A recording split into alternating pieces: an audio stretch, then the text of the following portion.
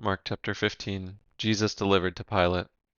And as soon as it was morning, the chief priests held a consultation with the elders and scribes and the whole council. And they bound Jesus and led him away and delivered him over to Pilate.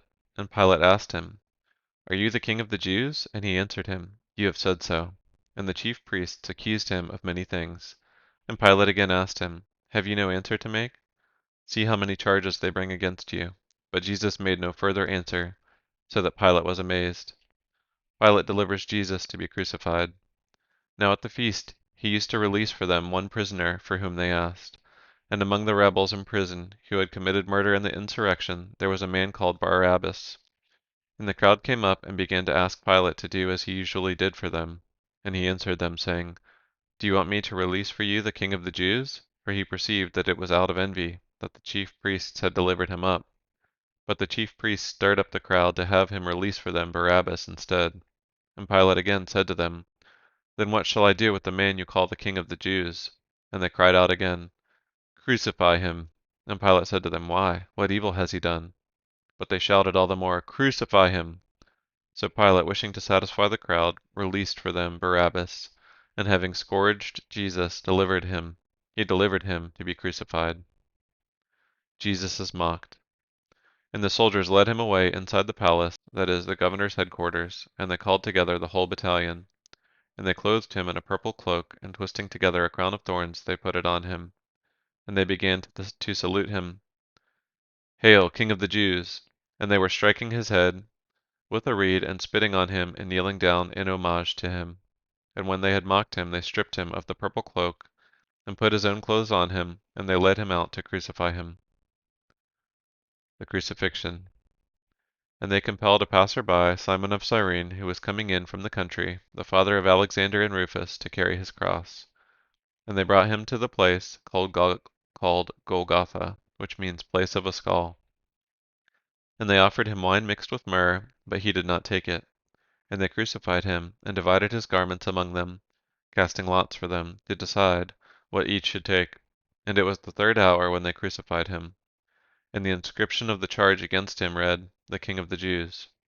And with him they crucified two robbers, one on his right and one on his left. And those who passed by derided him, wagging their heads and saying, "Aha! You who would destroy the temple and rebuild it in 3 days, save yourself and come down from the cross." So also the chief priests with the scribes mocked him to one another, saying, "He saved others, he cannot save himself. Let the Christ, the King of Israel, come down now from the cross, that we may see and believe." Those who were crucified with him also reviled him. The death of Jesus. And when the 6th hour had come, there was darkness over the whole land until the 9th hour. And at the 9th hour Jesus cried with a loud voice, "Eloi, Eloi, lema sabachthani," which means, my God, why have you forsaken me?" And some of the bystanders, hearing it, said, "Behold, he is calling Elijah." And someone ran and filled a sponge with sour wine, put it on a reed, and gave it to him to drink, saying, "Wait, let us see whether Elijah will come to take him down." And Jesus uttered a loud cry and breathed his last. And the curtain of the temple was torn in two from top to bottom. And when the centurion, who stood facing him, saw that in this way he breathed his last, he said, "Truly, this man was the Son of God." There were also women looking on from a distance, among whom were Mary Magdalene, and Mary the mother of James the younger, and of Joseph, and Salome. When he was in Galilee, they followed him and ministered to him. And there were also many other women who came up with him to Jerusalem. Jesus is buried. And when evening had come, since it was the day of preparation, that is, the day before the Sabbath, Joseph of Arimathea, a respected member of the council, who was also himself looking for the kingdom of God, took courage, and went to Pilate and asked for the body of Jesus. Pilate was surprised to hear that he should have already died. And summoning the centurion, he asked him whether he was already dead. And when he learned from the centurion that he was dead, he granted the corpse to Joseph.